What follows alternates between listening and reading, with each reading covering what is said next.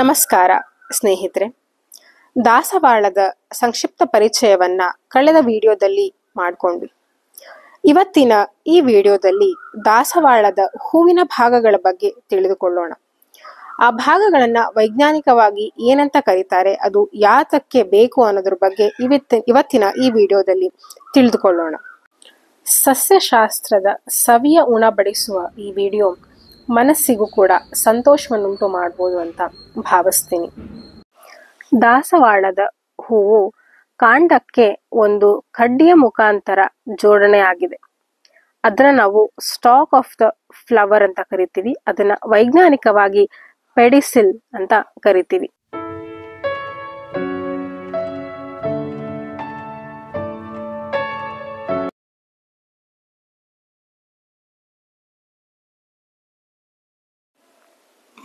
ಪುಟ್ಟ ಎಲೆಯ ರೀತಿ ಇರುವ ಈ ಭಾಗವನ್ನು ನಾವು ಎಪಿಕೆಲಿಕ್ಸ್ ಅಂತ ಕರಿತೀವಿ.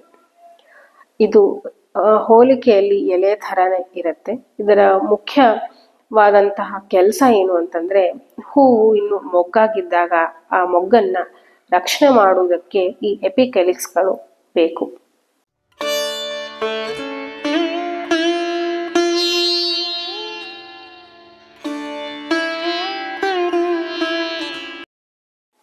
ಎಪಿಕೆಲಿಕ್ಸ್ಗೆ ಹೋಲಿಸಿದರೆ ಒಂದು ಚೂರು ದೊಡ್ಡದಾಗಿ ಎಲೆಯ ಆಕಾರದಲ್ಲಿ ಇರುವ ಈ ಭಾಗವನ್ನು ನಾವು ಕೆಲಿಕ್ಸ್ ಅಂತ ಕರಿತೀವಿ. ಈ ಕೆಲಿಕ್ಸು ಹಲವಾರು ಸೆಪಲ್ಗಳಿಂದ ಮಾಡಲ್ಪಟ್ಟಿದೆ. ಅಂದ್ರೆ ಹಲವಾರು ಸೆಪಲ್ಗಳು ಸೇರಿ ಒಂದು ಕೆಲಿಕ್ಸ್ ಆಗಿರುತ್ತೆ. ಈ ಕೆಲಿಕ್ಸ್ ಅನ್ನು ನಾವು ಕನ್ನಡದಲ್ಲಿ ಪುಷ್ಪಪತ್ರ ಅಂತ ಕರಿತೀವಿ. ಈ ಕೆಲಿಕ್ಸಿನ ಮುಖ್ಯ ಕಾರಣ ಏನು ಅಂತಂದ್ರೆ, ಮುಖ್ಯವಾದಂತಹ ಕೆಲಸ ಏನು ಅಂತಂದ್ರೆ, ಅದು ಹೂವು ಮೊಗ್ಗಾಗಿದ್ದಾಗ ಅದನ್ನ ರಕ್ಷಣೆ ಮಾಡೋದು. ಇಲ್ಲಿ ಈ ವಿಡಿಯೋದಲ್ಲಿ ನೀವು ನೋಡಬಹುದು, ಸೆಪಲ್ಗಳನ್ನ ಬೇರ್ಪಡಿಸಿ ತೋರಿಸ್ತಿದ್ದೀನಿ. ಇಲ್ಲಿ 3 ಸೆಪಲ್ಗಳನ್ನ ನಿಮ್ಗೆ ತೋರಿಸ್ತಾ ಇದ್ದೀನಿ. ಈ ರೀತಿ ಸೆಪಲ್ಗಳು ಸೇರಿ ಒಂದು ಕೆಲಿಕ್ಸ್ ಆಗುತ್ತೆ.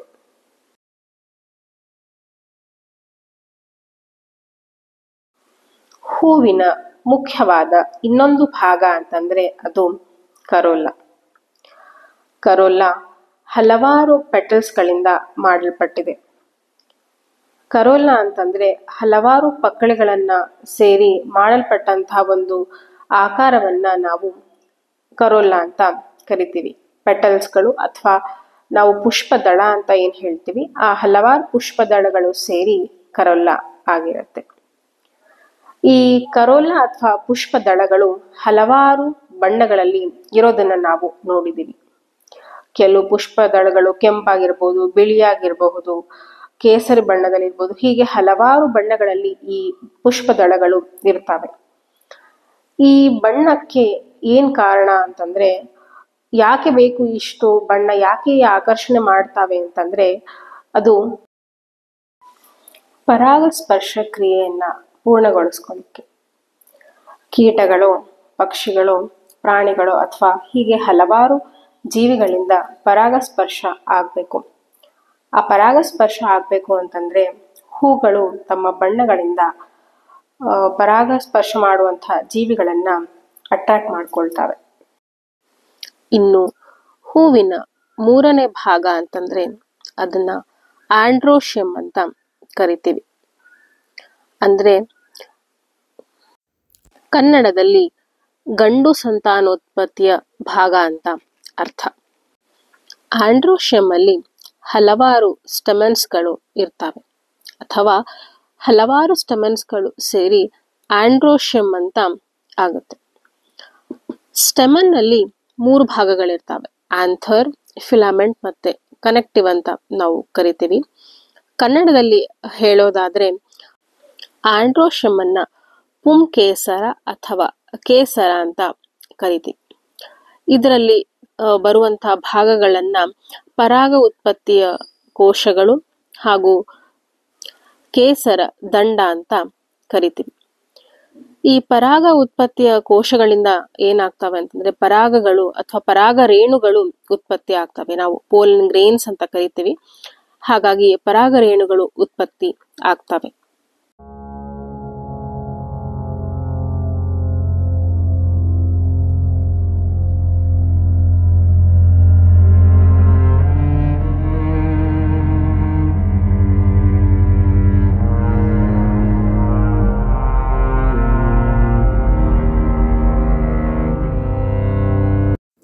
ಇನ್ನು ನಾಲ್ಕನೆಯ ಮುಖ್ಯವಾದ ಭಾಗ ಅಂತಂದರೆ ಅದು ಹೆಣ್ಣು ಸಂತಾನೋತ್ಪತ್ತಿಯ ಭಾಗ.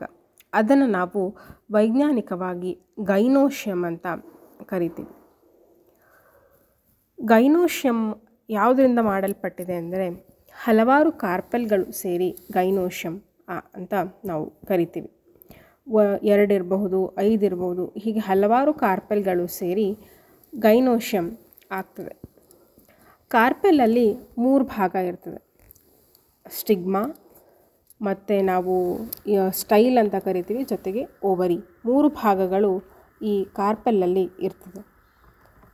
ನಮಗೆ ಹೂವಿನಲ್ಲಿ ಮುಂದೆ ಕಾಣಿಸುವಂಥ ಭಾಗ, ಮಧ್ಯದಲ್ಲಿ ಕಾಣಿಸುವಂಥ ಭಾಗವನ್ನು ನಾವು ಸ್ಟಿಗ್ಮಾ ಅಂತ ಕರಿತೀವಿ. ಅದರ ಕೆಳಗೆ ಒಂದು ಸಣ್ಣದಾದ ಒಂದು ನಳಿಕೆ ಇರ್ತದೆ, ಅದನ್ನು ನಾವು ಸ್ಟೈಲ್ ಅಂತ ಕರಿತೀವಿ. ಕೆಳಗಡೆ ಇರುವಂಥ ಬಲ್ಜ್ ಆಗಿರುವಂಥ ಸ್ಟ್ರಕ್ಚರನ್ನು ನಾವು ಓವರಿ ಅಂತ ಕರಿತೀವಿ. ಇನ್ನು ಕನ್ನಡದಲ್ಲಿ ಹೇಳುವುದಾದರೆ ಗೈನೋಶಿಯಮನ್ನು ಶಲಾಕೆ ಅಂತ ಕರಿತೀವಿ. ಶಲಾಕೆಯಲ್ಲಿ 3 ಭಾಗಗಳಿವೆ. ಮೊದಲನೇದು ಶಲಾಕಾಗ್ರ. ಶಲಾಕಾಗ್ರ ಪರಾಗರೇಣುಗಳನ್ನು ಸ್ವೀಕರಿಸುವಂಥ ಭಾಗ.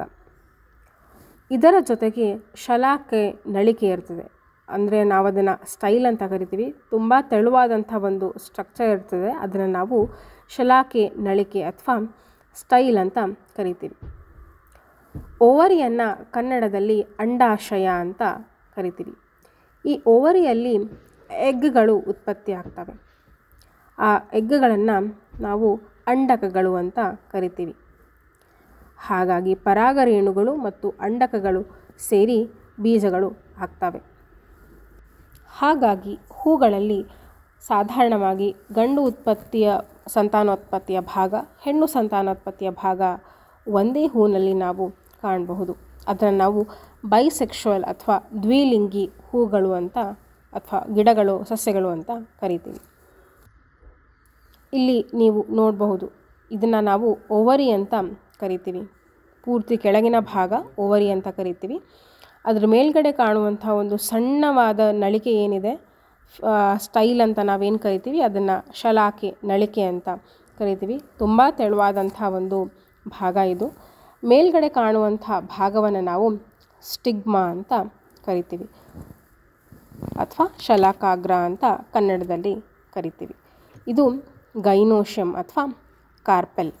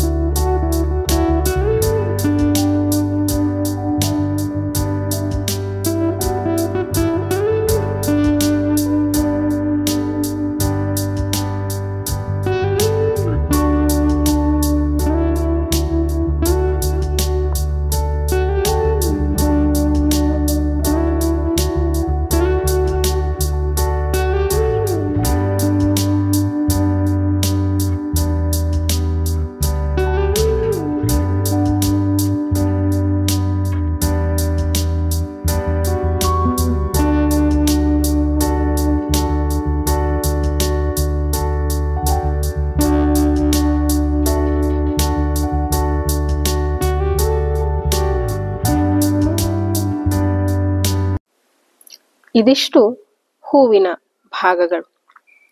ನಾವು ಎಪಿಕೆಲಿಕ್ಸ್, ಕೆಲಿಕ್ಸ್ ಮತ್ತು ಕರೋಲಾ, ಆಂಡ್ರೋಶಿಯಂ ಮತ್ತು ಗೈನೋಶಿಯಂ ಬಗ್ಗೆ ತಿಳ್ಕೊಂಡ್ವಿ. ಇವತ್ತು ಉಪಯೋಗಿಸಿರುವಂತಹ ಎಷ್ಟೋ ವೈಜ್ಞಾನಿಕ ಹೆಸರುಗಳು ಕನ್ನಡದಲ್ಲಿ ಅನುವಾದ ಆಗಿರಲಿಕ್ಕಿಲ್ಲ, ಅಥವಾ ಕನ್ನಡದಲ್ಲಿ ಇದ್ರೂ ಕೂಡ ಅದರ ಪರಿಚಯ ಇಲ್ಲ. ವಿಜ್ಞಾನವನ್ನ ಕನ್ನಡದಲ್ಲಿ ಕಲಿಬೇಕಾಗಿದೆ. ಹಾಗಾಗಿ ದಯವಿಟ್ಟು ನಿಮಗೆ ಯಾರಿಗಾದ್ರೂ ಈ ವೈಜ್ಞಾನಿಕ ಹೆಸರುಗಳು ಅಥವಾ ಅದರ ಕನ್ನಡದಲ್ಲಿ ಅದರ ಅನುವಾದಗಳು ಯಾವ್ದಾದ್ರು ಗೊತ್ತಿದ್ರೆ ದಯವಿಟ್ಟು ಅದನ್ನ ಕಮೆಂಟ್ ಮುಖಾಂತರ ತಿಳಿಸ್ಬೇಕು ಅಂತ ಕೇಳ್ಕೊತೀನಿ. ಈ ವಿಡಿಯೋ ಮಾಡ್ಬೇಕಾದ್ರೆ ಮನೆಯಲ್ಲಿ ಈ ಹೂ ಅರಳಿರ್ಲಿಲ್ಲ. ಹಾಗಾಗಿ ಪಕ್ಕದ ಮನೆಯವರ ಸಹಾಯದಿಂದ ಅವರ ಮನೆಯಿಂದ ತಂದು ಈ ವಿಡಿಯೋದನ್ನ ಮಾಡಿದ್ದು. ಹಾಗಾಗಿ ಅವ್ರಿಗೂ ಒಂದು ಧನ್ಯವಾದವನ್ನ ಹೇಳ್ತಾ ಮತ್ತೆ ಮುಂದಿನ ವಿಡಿಯೋದಲ್ಲಿ ಮತ್ತೊಂದು ಸಸ್ಯದ ವಿಶೇಷತೆಗಳ ಬಗ್ಗೆ ತಿಳ್ಕೊಳ್ಳೋಣ ಅಂತ ಹೇಳ್ತಾ, ವಂದೇ ಮಾತರಂ, ಜೈ ಕರ್ನಾಟಕ ಮಾತೆ.